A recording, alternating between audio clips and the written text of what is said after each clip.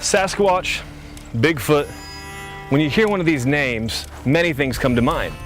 Maybe a hoax, maybe folklore, legend. How about real? There is one common thing, and that is there's many diverse ideas of what Bigfoot really is. Could there be a genuine, living, breathing creature that has evaded us for generations?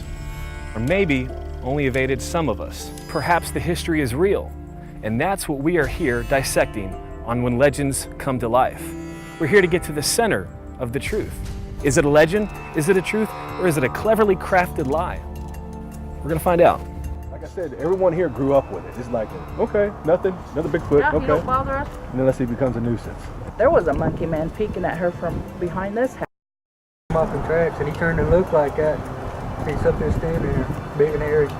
And my son drew a picture of it, and it looked like a big, broad-shouldered ape. By day, I work for the U.S. government, and I'm a federal law enforcement officer. In my experience with investigating crimes against person and crimes against property, and actually taking that same method and applying it to investigations where Sasquatch or Bigfoots have been seen, there is physical evidence at those locations, so the collection of the evidence is actually basically the same. And when we looked in a tree, well, we found hair in the tree. That thing was splashing water on itself, bathing. Mom, there's a big animal over there. There's a big animal over there. And I hit my brights to see what he was talking about. And right in front of the light, It went in the water. hit my brights, it walked across and went into the tall Johnson grass there. This thing just stood completely out of the dang Johnson grass, stood straight up. This thing's hit this, terrorized this place for the numerous house. years. And it just stood up, turned around, looked for the kids, and walked back off into the woods. None of this makes sense. That's why we're out here, to figure out exactly what is going on. You have the Native Americans, all their tribal stories.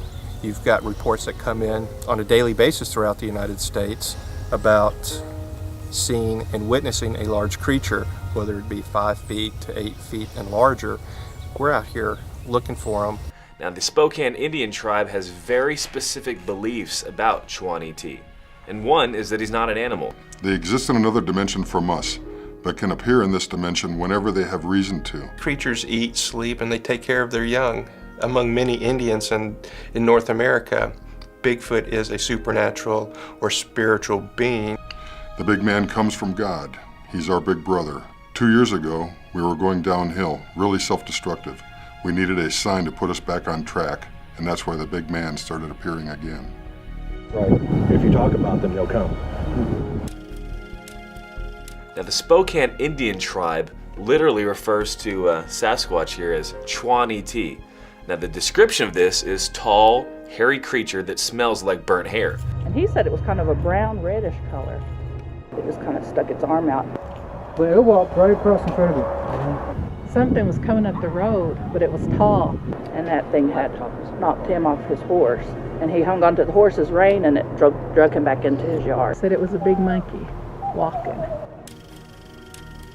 They see Bigfoot as a messenger who appears in evil times as a warning from the Creator because of man's disrespect for his teachings, and it has upset the harmony and balance of existence.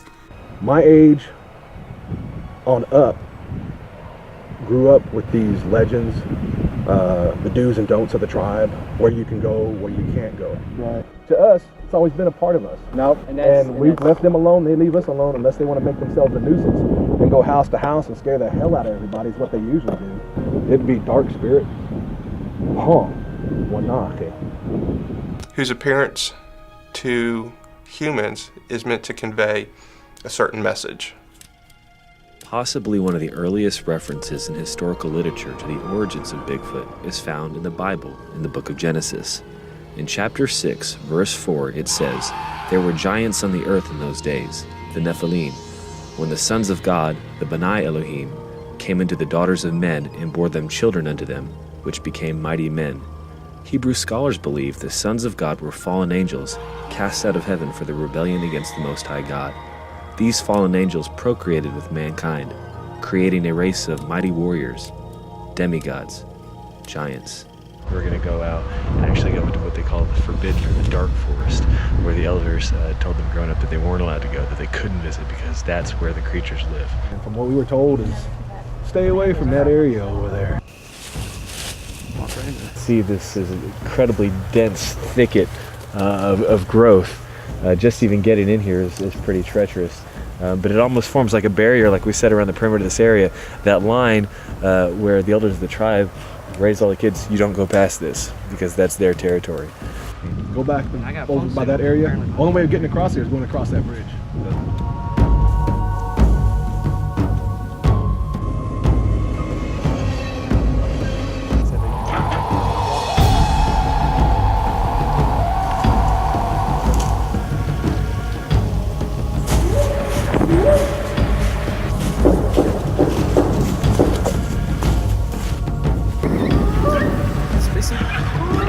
Something move? Something move! Hey! I saw and heard some pretty crazy things on that Indian reservation. And some people got kind of freaked out. For me, I was fine until the Indian guide said, hey, the Sasquatch just went into predator mode and they're approaching from various locations. I was out. But the search is not over, and wherever they are, I'm gonna be, and I hope you're gonna be too.